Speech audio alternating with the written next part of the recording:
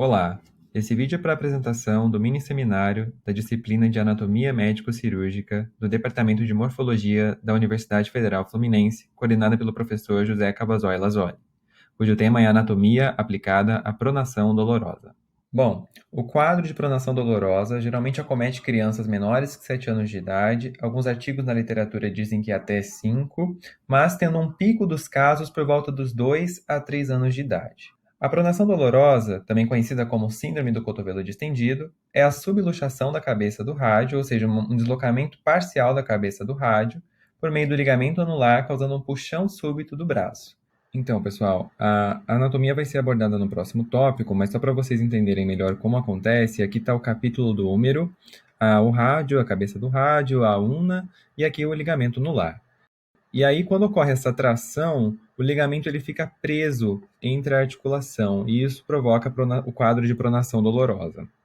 O diagnóstico é clínico, e a criança chega ao consultório segurando o braço junto ao corpo, geralmente próximo ali à região do estômago, e ela se nega a usar esse braço para realizar qualquer atividade.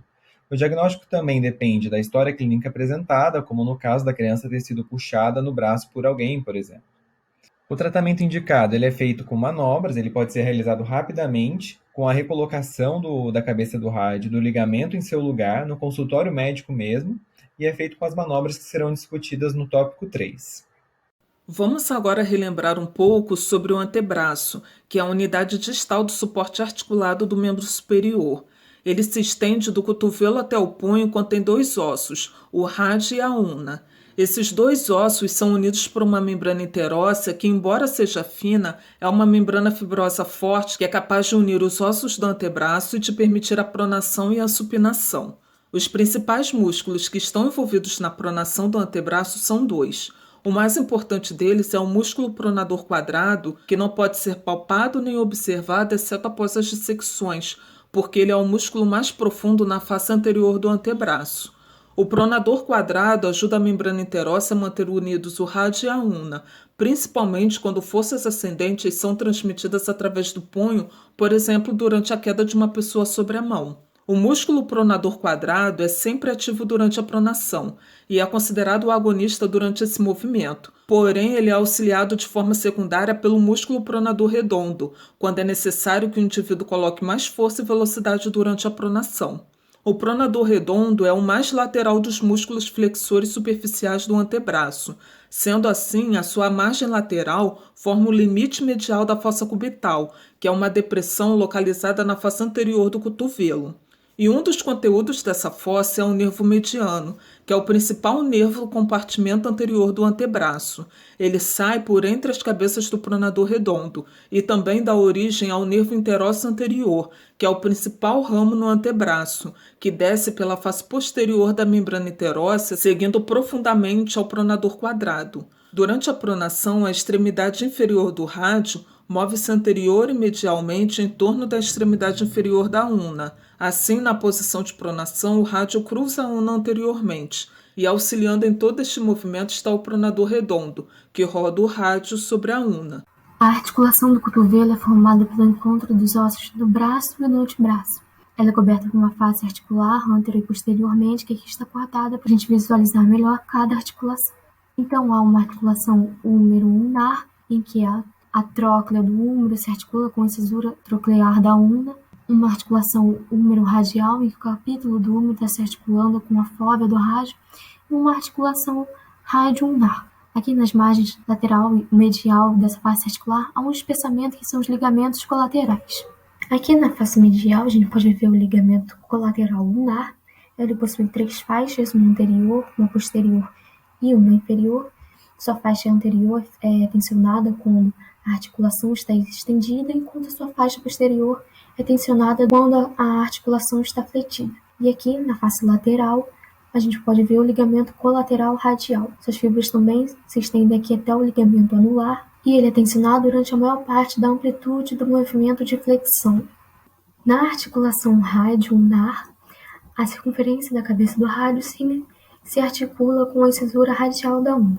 Aqui há o ligamento anular do rádio, ele se fixando na margem anterior e posterior da incisura radial e contornando aqui o rádio. Ele é o principal fator de estabilização dessa articulação, permitindo que o rádio gire, produzindo os movimentos de supinação e pronação, sem se deslocar da sua face articular com a uma.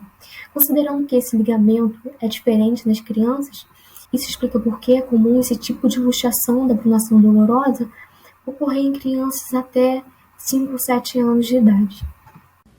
Antes de falar sobre as manobras que podem ser realizadas, é importante saber que a pessoa sente dor na pronação dolorosa justamente porque o ligamento anular foi pinçado. O tratamento para a pronação dolorosa consiste em fazer uma das duas manobras. Ou se realiza a supinação do antebraço e a flexão, que é o método mais tradicional, ou se realiza a hiperpronação, que de acordo com alguns estudos é o método mais eficiente. Na supinação e a flexão, o dedo do polegar do médico deve cobrir a cabeça do rádio. Deve ser realizado o movimento de supinação e posteriormente de flexão para que o ligamento anular retorne para a posição correta.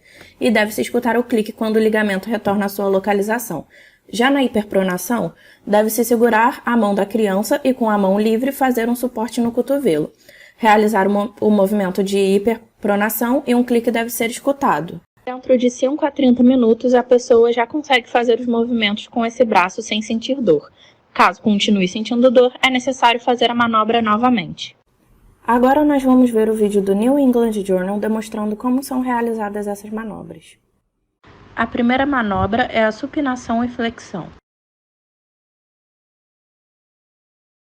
Agora nós vamos assistir a manobra de hiperpronação.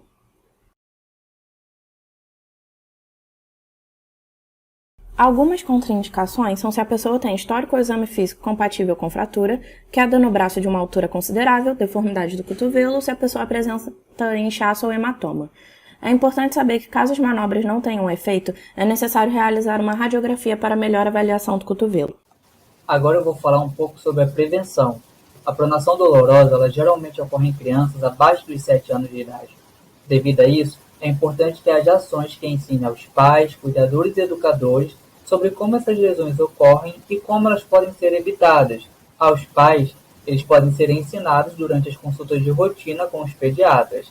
Já os cuidadores e educadores, eles podem ser ensinados durante a sua formação. Dentre essas ações, deve-se ensinar a evitar puxar os punhos ou as mãos de uma criança de forma abrupta. Além disso, deve-se evitar balançar uma criança pelas mãos ou pelos punhos. Se uma criança puxar em uma direção, ela não deve ser puxada na outra. Geralmente, essas lesões ocorrem devido a uma brincadeira ou pelo fato da criança escorregar e o seu responsável tentar socorrê-la.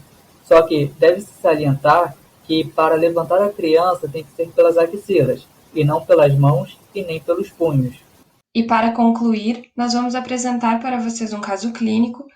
Criança, sexo masculino, 2 anos, apresenta-se na emergência trazida pelos pais.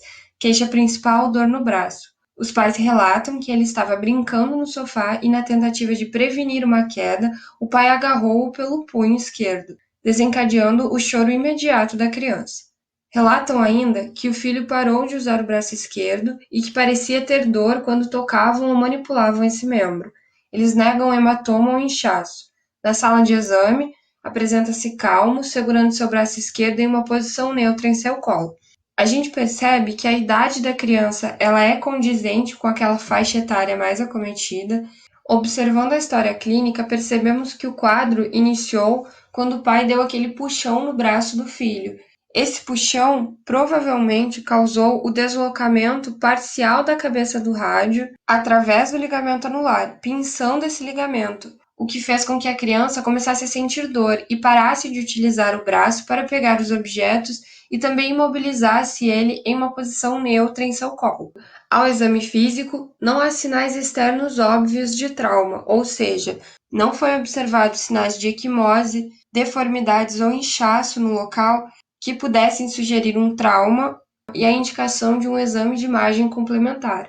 A extremidade do membro ela estava quente, bem perfundida, e durante a palpação do cotovelo sobre a cabeça do rádio, expressou dor. Então, o diagnóstico ele é de pronação dolorosa e a conduta foi realizar a redução da cabeça do rádio utilizando a técnica de hiperpronação. E ao final da consulta, também foi realizada a orientação dos pais sobre a causa da lesão e o risco de recorrência. Essas são as referências que nós utilizamos para fazer o trabalho. Muito obrigada!